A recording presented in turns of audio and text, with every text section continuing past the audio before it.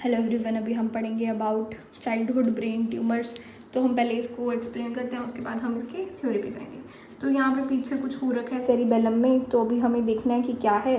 तो ये बेसिकली क्या होता है कि हमारे पोस्टीरियर फोसा में एस्ट्रोसाइट पाइलोसाइटिक एस्ट्रोसाइटोमा होता है इन चिल्ड्रन। जब हमारे एस्ट्रोसाइट्स इन्वॉल्व हो रहे थे इन अडल्ट, उसका नाम था ग्लायोब्लास्टोमा, और वो हमने कहा था ना गीली बटरफ्लाई। तो ये G-FAP पॉजिटिव होता है, ठीक है। अब उसके HP में हमें क्या मिलेगा, रोजेंथल फाइबर्स ईस्नोफिलिक फाइबर्स होते हैं, जबकि उसमें क्या मिल रहा था, सूडोपैलिसेडिन। ऐसे याद रखना है दिमाग में। फिर उसके बाद अब हमारा पीछे का जो हमारा फोसा है वो इन्वॉल्व हो रहा है मेडुलोब्लास्टोमा बोलते हैं उसको।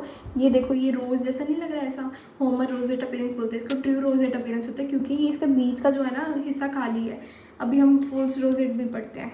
अभी ये हमें फोटो दे रखी है, इन्होंने ना 2 मार्क कर रखा है, ये देखो। ये मतलब फोर्थ वेंट्रिकल की बात करें तो फोर्थ वेंट्रिकल में कुछ हुआ है, एपेंडाइमल सेल्स होते हैं फोर्थ वेंट्रिकल में, तो एपेंडायोमा है ये।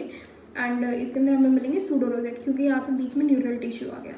फिर उसके बाद आएगा हमारा ये, हाँ, इसमें क्रेनियोफेरेंजियोमा होता है। ये बेसिकली बच्चों में मिलता है, मोटर ऑयल अपीयरेंस मिलता है बिकॉज कोलेस्ट्रॉल डिपॉजिट हो जाता है। अब एक एक करके हम सारा पढ़ लेते हैं। तो बेसिकली हमारा एस्ट्रोसाइटोमा हो गया, जो कि बच्चों में मिलेगा, सुप्राटेंटोरियल होता है, पोस्टीरियर फोसा में होगा, G-FAP पॉजिटिव होगा बिकॉज ऑफ एस्ट्रोसाइट्स। रोजेंथल अपन ही पढ़ ही लिया था। फिर उसके बाद जो मेडुलोब्लास्टोमा होता है ना, वो भी फोर्थ वेंट्रिकल के अंदर होगा। ये क्या करेगा, इंट्राक्रेनियल प्रेशर, हाइड्रोकेफेलस वगैरह बढ़ा देगा, क्योंकि ये फोर्थ वेंट्रिकल को इन्वॉल्व कर रहा है, इसलिए हाइड्रोकेफेलस करेगा।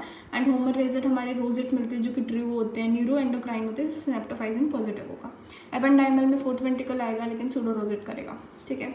फिर उसके बाद चाइल्डहुड के अंदर कैल्सिफिकेशन, क्रेनियोफेरेंजियोमा मिल सकती है, कोलेस्ट्रॉल डिपॉजिट मिल सकते हैं, इसको रात के पाउच से आता है ये, एंड मोटर ऑयल मिलेगा।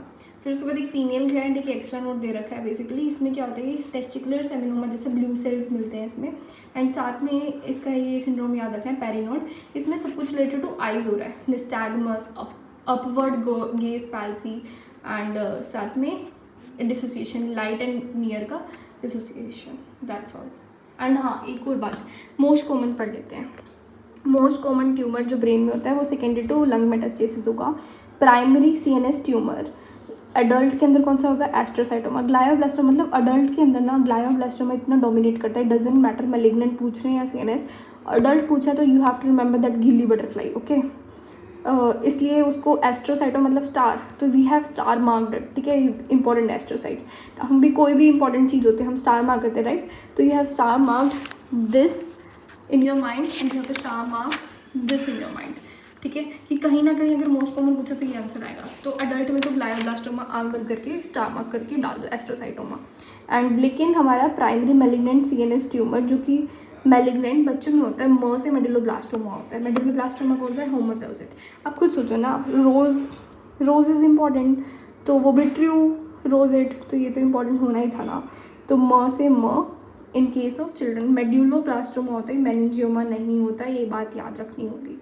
मेनिंजियोमा तो हमारा ड्यूरल टेल वाला था, ओके। Thank you.